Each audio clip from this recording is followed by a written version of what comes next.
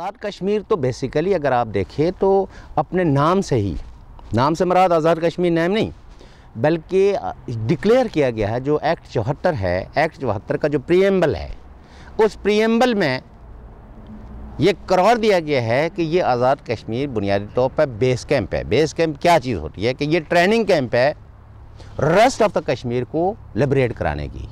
तो ये तो ऑफिशियली डिक्लेयर्ड है कि Azad Kashmir is a training camp.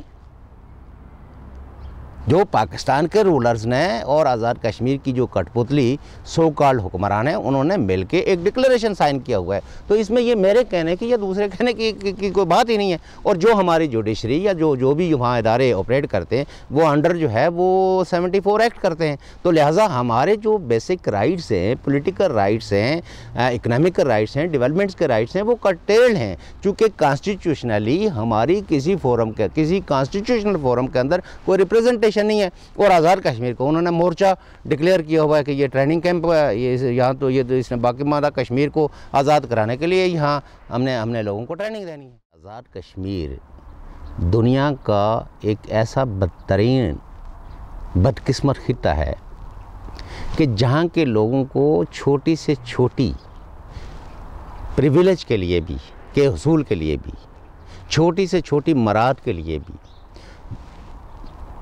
एक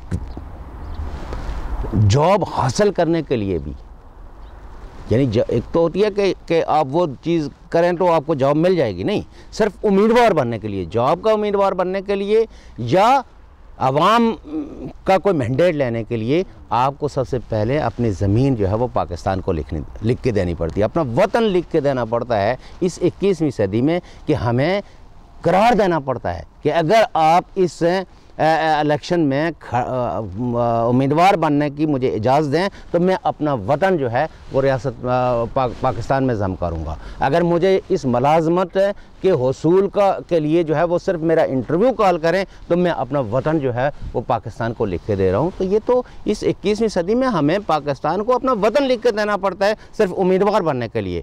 पॉलिटिकल यानी किसी असम्बली का, लेजिस्लेटिव असम्बली का मेंबर बनने के लिए हमें वतन लिख के देना पड़ता है। और आज़ाद कश्मीर की माओं ने जो है वो परदेसी बच्चे जाने दिए, इसलिए कि कोई इंफ्रास्ट्रक्चर नहीं है लोगों की मुलाजमत के लिए, लोगों की तरक्की के लिए, लोगों की डेवलपमेंट के लिए, कुछ भी नहीं है। लिहाजा हमारा नौजवान जो है वो जब 17 साल का हो जाता है तो उसको हिजरत करनी पड़ती है अपने रूह और तन के रिश्ते को बरकरार रखने के लिए, अपनी फैमिलीज़ के ज़िंदा रहना के लिए जो है उसे मिडल ईस्ट, उसे यूरोप, उसे मुल्कों की खाक। और कश्मीरी, आज़ाद कश्मीर का आदमी जो है, आज़ाद कश्मीर में बार बार इसलिए कहता हूँ कि ये एक नाम जो है वो प्रोजेक्ट किया गया है, ये नाम दिया गया है। और इसलिए आप समझिए कि इस इलाके का आदमी आपको उन जज़ीरों में भी मिलेगा, यानी मक्काओं में, जहाँ जो है वो शायद चाइना का भी कोई आदमी जो है ना वो अपना किसी एक प्रोविंस का उस मकाओ के उस जजीरे में ना गया हो,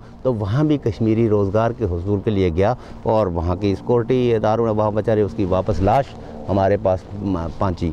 और वो he was a very political activist, उसने वहाँ असाइलम क्लेम की। तो कहने का मतलब ये है कि आज़ाद कश्मीर की सरज़मीन पर लोगों के ज़िंदा रहने का हक जो है ना वो मसदूद कर दिया गया है, महदूद कर दिया गया है। और वही लोग वहाँ ज़िंदा रह सकते हैं जो प्रो पाकिस्तान हैं और पाकिस्तान के नारे लगाते हों, पाकिस्तान के इंटरेस्ट को सर्व करते हों, तो उनके लिए थोड़ी बहुत मराहत हैं। और मैं समझता हूँ कि आज जो भी, चाहे वो मुस्लिम कॉन्फ्रेंस का है, पीपल्स पार्टी का, ये तो अपने रूह और तन के रिश्ते को बरकरार रखने के लिए जो है वो हालांकि पाकिस्तान के नारे लगाते हैं, वरना इनमें से कोई, और इसकी मिसालें मौजूद हैं। जब भुट्टो साहब ने जो है वो आज़ाद कश्मीर को 5वां सूबा बनाने की कोशिश की तो सरदार मोहम्मद अब्दुल कयूम खान जो उस वक्त प्रेसिडेंट थे और वो he was supported by Pakistan, funded by Pakistan, सारी चीज़ थी, लेकिन इसके बावजूद उसने कहा कि बच्चा बच्चा कट मरेगा, कश्मीर सूबा नहीं बनेगा।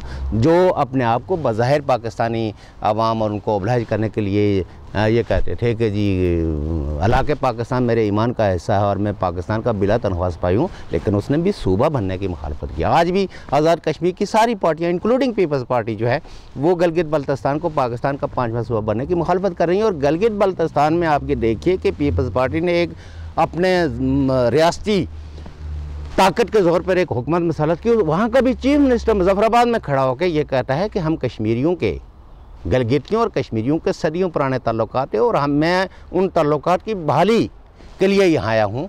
और आज भी जो मोहब्बत जो है वो गिलगित बल्तिस्तान के लोगों के लिए आपको कश्मीरी लोगों में मिलेगी, या कश्मीरियों की जो के लिए जो मोहब्बत जो है वो गिलगित बल्तिस्तान में मिलेगी, वो बाकी किसी जगह नहीं मिलेगी। तो लोग सदियों के उन रिश्तों को बरकरार रखने की अपनी सी कोशिश कर रहे हैं। मुख्तलिफ उसके तरीके हैं, मुख्तलिफ वो हैं, लेकिन लोग मज़ामत कर रहे हैं। कोई ना गिलगित में किसी ने सरेंडर किया है, ना आज़ाद कश्मीर में किसी ने सरेंडर किया है। लेकिन क्या करें, मतलब यह है कि रूह और तन के रिश्ते को बरकरार रखने के लिए कुछ लोग नहीं जलावतनियाँ कबूल कर सकते, कुछ लोग नहीं वो जो है वो पहाड़ों में चढ़ सकते और खुली बगावत कर सकते। तो हमें उन कश्मीरियों की बेइज्जत अजीज़ है, हम समझते हैं उनकी मजबूरियों को, उनकी मुश्किलात को। तो लेकिन यह है कि कोई पाकिस्तान से हैप्पी नहीं है।